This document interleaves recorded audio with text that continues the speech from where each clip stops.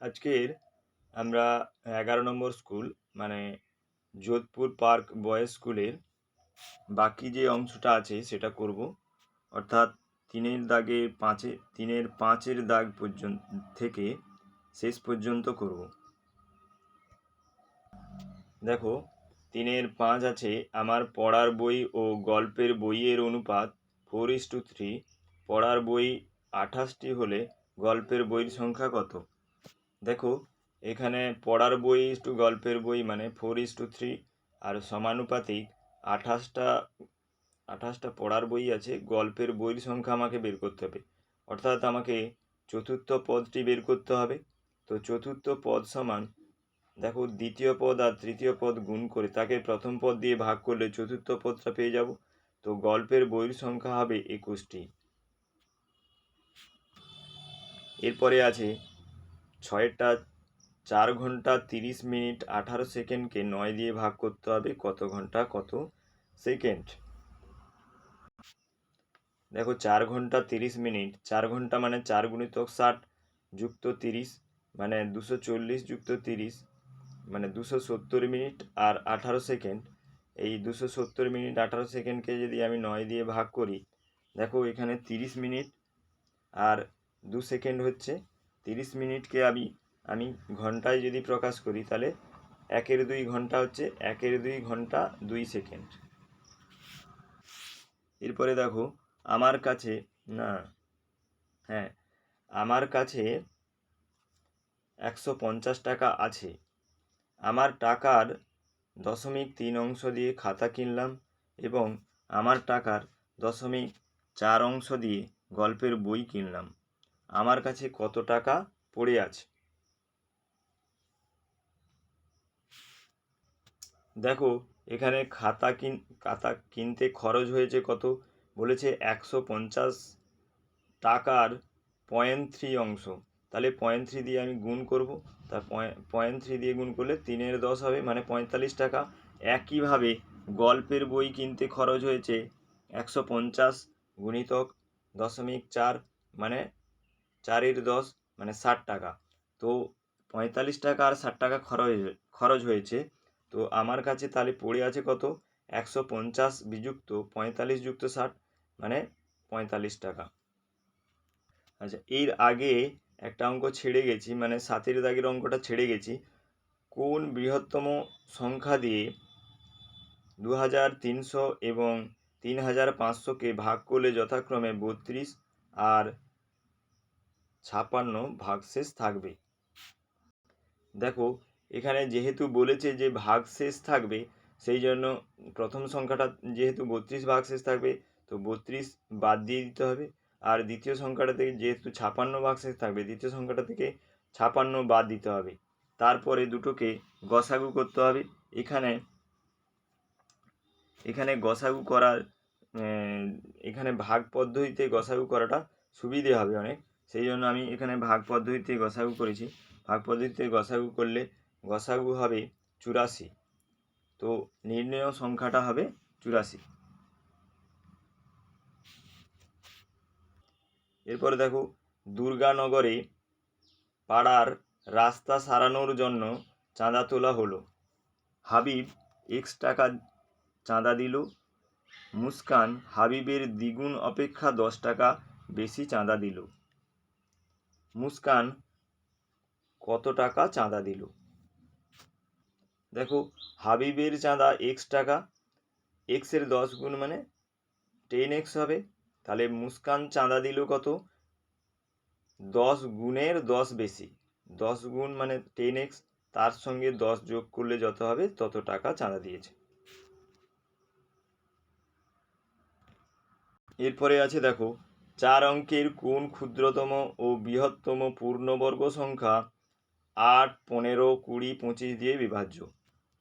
দেখো, এটা করতে 8, 15, 20, 25কে লসাগু করতে হবে। তো লসাগু করে আমি যেটা পেয়েছি এটা কিন্তু পূর্ণবর্গ নয়। লসাগুর এই সংখ্যাগুলো গুণ করলে কিন্তু পূর্ণবর্গ নয়। সংখ্যাটিকে পূর্ণবর্গ করতে কী হবে? আরও একটি 3 ও আরও একটি 2 দিয়ে গুণ করতে হবে। তো গুণ করলে সংখ্যাটি হবে কত? দেখো এই লসাগুর যে সংখ্যাগুলো আছে তার সঙ্গে আরও একটা 2 আর 3 দিয়ে গুণ করতে হয়েছে, তাহলে সংখ্যাটা পূর্ণবর্গ হয়েছে, 3600 পূর্ণবর্গ হয়েছে। এবার 3600টা এর পরবর্তী পূর্ণবর্গ সংখ্যা কী হবে? দেখো পরবর্তী পূর্ণবর্গ সংখ্যা বের করতে হলে 4 দিয়ে গুণ করতে হবে। তো 4 দিয়ে যখন আমি গুণ করব, 4 দিয়ে গুণ করলে দেখো যে সংখ্যাটা বেরোচ্ছে মানে 14,400, এই সংখ্যাটা কিন্তু 5 অঙ্কের হয়ে যাচ্ছে। তো সেই কারণে 4 অঙ্কের বৃহত্তম ও ক্ষুদ্রতম সংখ্যাটা হবে 3600, যেটা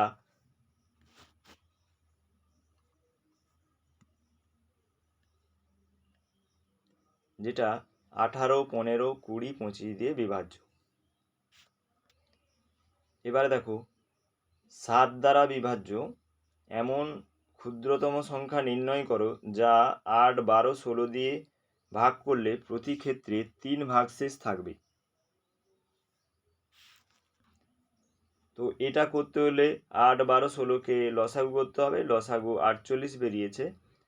তো 48-এর সঙ্গে 1 গুণ করে 3 যোগ করতে হবে, 2 গুণ করে 3 যোগ করতে হবে, 3 গুণ করে 3 যোগ করে এটা 7 দিয়ে বিভাজ্য কিনা দেখতে হবে। ঠিক আছে? তো 48 সঙ্গে 3 1 গুণ করে 3 যোগ করে 51 হয়েছে, সেটা 7 দিয়ে বিভাজ্য নয়। তারপরে 2 দিয়ে গুণ করলে, তার 2 দিয়ে গুণ করে 3 যোগ করলে 99, সেটা 7 দিয়ে বিভাজ্য নয়। 48 সঙ্গে 3 দিয়ে গুণ করলে 144 যুক্ত 3 মানে 147, যেটা 7 দিয়ে বিভাজ্য। তো নির্ণেয় সংখ্যাটা হবে 147। এরপরে দেখো অনিলবাবু তার মাসিক আয়ের 22% বাড়ি ভাড়া দেন। যদি অনিলবাবু প্রতি মাসে 1,870 টাকা বাড়ি ভাড়া দেন, তবে তিনি মাসিক আয় কত? তবে তার মাসিক আয় কত হবে? দেখো অনিলবাবুর 22 টাকা বাড়ি ভাড়া দেন, যখন আয় হচ্ছে 100 টাকা, যেহেতু 22% টাকা বাড়ি ভাড়ার জন্য দেয়, সেই জন্য আমি এটা লিখতে পারি। তো 1 টাকা বাড়ি ভাড়া দেন তখন কম হবে, সেই জন্য 100/22 হয়েছে। এবার 1,870 টাকা বাড়ি ভাড়া দেন যখন তার আয় হচ্ছে, এটা কাটাকাটি করলে হবে 8,500 টাকা। তো অনিলবাবুর মাসিক আয় 8,500 টাকা। তারপরে একটা সরল আছে, দেখো সরলটা সহজ আছে কিন্তু একটু লেন্দি আছে। দেখো যেহেতু এটা রেখা বন্ধনী আছে, রেখা বন্ধনীর কাজ আগে হবে, তারপরে প্রথম বন্ধনীর কাজ আগে হবে। প্রথম বন্ধনীর কাজ হয়ে গেলে এখানে দেখো কোনো কিছু সাইন নেই, মানে চিহ্ন নেই, সেই জন্য এটা এর মানে 1-এর 2 গুণিতক এখানে 1-এর এই 2-এর 6 হয়েছে, সেই জন্য 1-এর 2 সঙ্গে 2-এর 6 গুণ হবে, এটা 1-এর 6 হবে। তারপরে 2 থেকে 1-এর 6 বাদ যাবে, 2 থেকে 1-এর 6 বাদ গেলে 11-র 6 হবে, 11-র 6টা উল্টে যাবে, 6-এর 11, যেহেতু এখানে ভাগ চিহ্ন আছে সেই জন্য উল্টে যাবে, 6-এর 11 হবে। 6-এর 11 হলে কাটাকাটি হয়ে হচ্ছে 3-এর 11, তাহলে 1 থেকে 3-এর 11 বাদ যাবে, 3-এর 11 বাদ গেলে 8-এর 11। এবার বলেছে স্কেল ও পেন্সিল কম্পাসের সাহায্যে 6.7 সেন্টিমিটার দৈর্ঘ্যের একটি সরল রেখাংশ অঙ্কন করো এবং রেখাটিকে সমান 4 ভাগে ভাগ করো।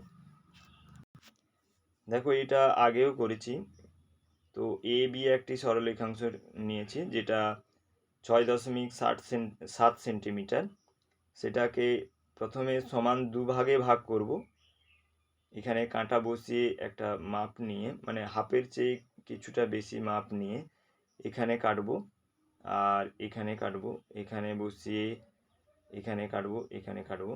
তো এই যে এই বিন্দুটা আর এই বিন্দুটা পেয়েছি, এই দুটোকে যোগ করলে এটা এ বি সরলরেখা 2 ভাগে ভাগ হবে, যেটা এডি এবং ডিবি।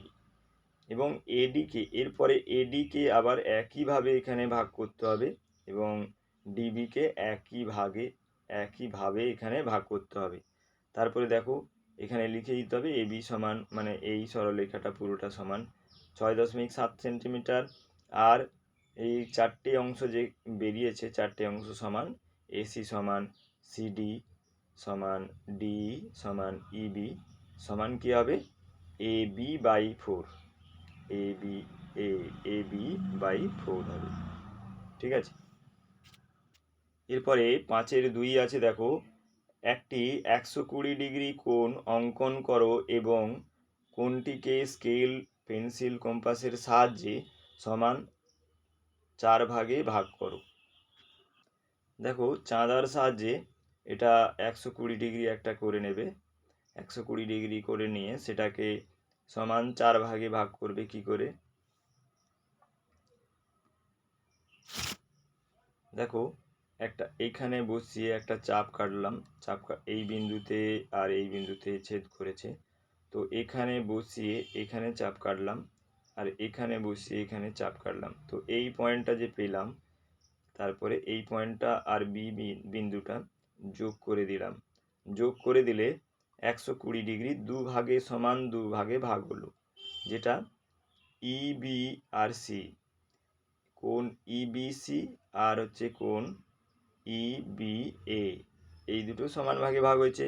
আর এবার একইভাবে এবিইকে একই ভাগে এখানে ভাগ করলাম এবং সিবিইকে একইভাবে এখানে ভাগ করলাম।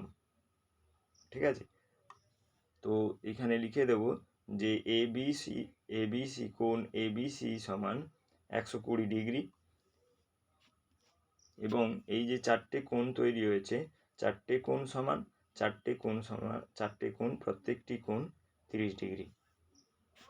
এরপরে একটা ভালো অঙ্ক দিয়েছে, দেখো 5-এর দাগে 3, স্কেল পেন্সিল কম্পাসের সাহায্যে পি কিউ একটি সরল রেখাংশ অঙ্কন করো এবং তার পি ও কিউ বিন্দুতে পি কিউ এর একই পার্শ্বে যথাক্রমে পি আর এবং কিউ এস দুটি লম্ব অঙ্কন করো এবং কোণ কিউ পি আর এবং কোণ পি কিউ এসকে সমদ্বিখণ্ডিত করো, এর ফলে যে ত্রিভুজ তৈরি হলো তার কোণগুলির মান লেখো।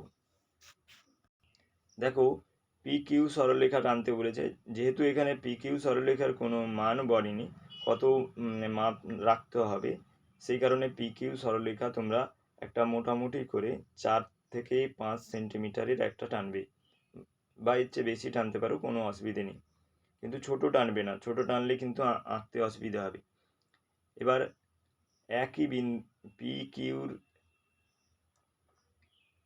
একই দিকে পি বিন্দুতে একটা লম্ব টানতে বলেছে আর কিউ বিন্দুতে একটা লম্ব টানতে বলেছে, যেটা পি আর এবং কিউ এস, এই দুটো লম্ব টানতে বলেছে।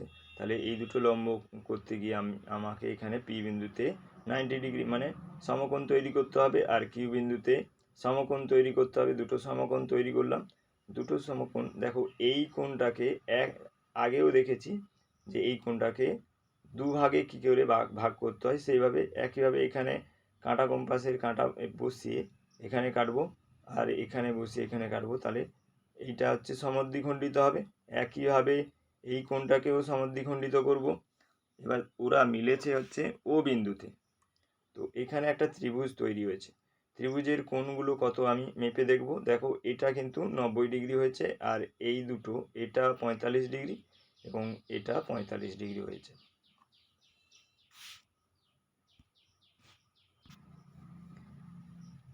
আশা করি তোমাদের ভিডিওগুলো ভালো লাগবে এবং এই সমাধানগুলো তোমাদের কাজে লাগবে। তোমরা অবশ্যই এটাকে লাইক করবে এবং বন্ধুদের সঙ্গে শেয়ার করবে। আর আমার সমাধান চ্যানেলে যারা নতুন আছো তারা চ্যানেলটিকে অবশ্যই সাবস্ক্রাইব করে রাখবে, এর পরের ভিডিওর নোটিফিকেশান তোমাদের কাছে পৌঁছে যাবে, তোমরা অবশ্যই এটাকে সাবস্ক্রাইব করে রাখবে।